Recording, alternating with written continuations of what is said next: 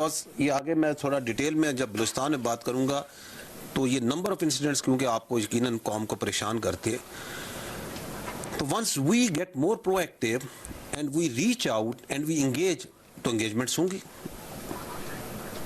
Once we are doing more number as well as more effective intelligence based operations, तो engagements होंगी. तो उसकी वजह से भी ये इंसिडेंट्स बढ़ते हैं. So that is, but we can leave the details to the question answer session if you want to get into that.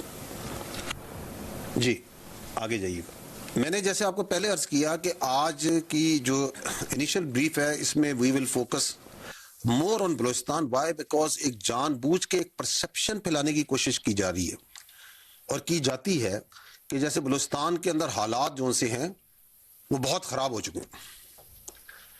तो I will take some time and we will discern this issue in 3 questions in 3 parts. पहला सवाल ये है कि मसला क्या है, and we will jointly collectively try to find an answer to that. The second is क्या हो रहा है, and third is what is being done. So let's come to the first. ये है बड़ा issue which is not specific to Baluchistan only, but this is specific to the total environment of the security environment in which we are in Pakistan. Hard state question mark. Are we a hard state? Unfortunately not.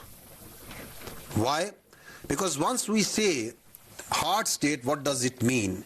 A hard state means एक वो रियासत जिसमें आइन और कानून सबके लिए यकसा हो, जिसमें तमाम मामलात आइन के मुताबिक और कानून के मुताबिक हो, in which there is no elitism, जहां सबके लिए बराबर हो आइन और कानून, तमाम मामलात आइन कानून के मुताबिक चलो. That is what is an hard state. It doesn't mean A military run state. It doesn't mean a armed forces dominated state like it is tried to be interpreted या उसकी तशरीह करने की कोशिश की जाती. That is what is hard state in our understanding is. अगर आप आइन और कानून के मुताबिक अपने तमाम मामलात को ले आए बिला तफरीक, जिसमें कोई ख्वास नहीं है, आम और ख्वास बराबर हैं, तो ये हार्ड स्टेट होगी. उस हार्ड स्टेट के अंदर सिक्योरिटी होगी, स्टेबिलिटी होगी, उसके अंदर ग्रीवांसेस नहीं होंगी.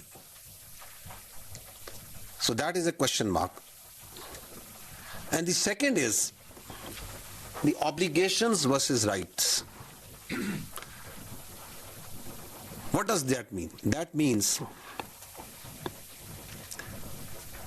कि क्या हम अपने हकूक की बात करने से पहले अपने फराइज से आगाह हैं? We are all taking up grievances.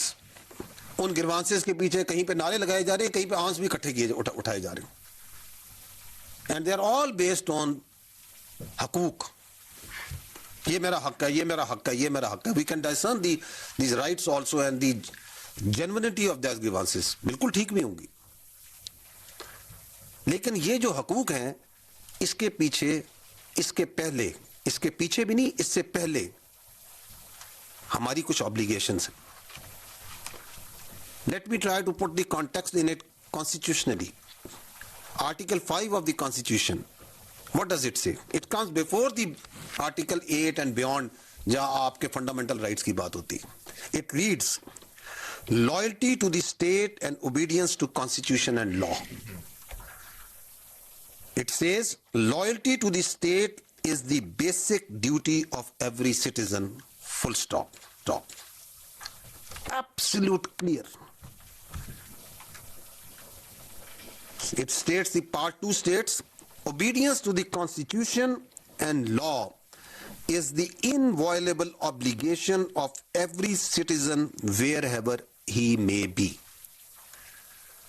तो आइन आपका वाज़ेह है कि हमारी सबकी बुनियादी कुछ ड्यूटीज हैं, कुछ जिम्मेदारियां हैं, और वो क्या है कि we need to be loyal to the state. If we are loyal to the state, we are obedient to the constitution and law, and it is given in the constitution, तो then you can talk about your rights.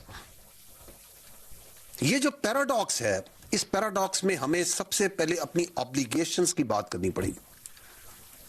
Field marshal Saeed Asim Munir ने चंद दिन पहले इसकी निशानदेही करते हुए national workshop Balochistan में बड़े वाज़े अंदाज में बात की कि we talk about rights movement, why don't we talk about the obligations movement.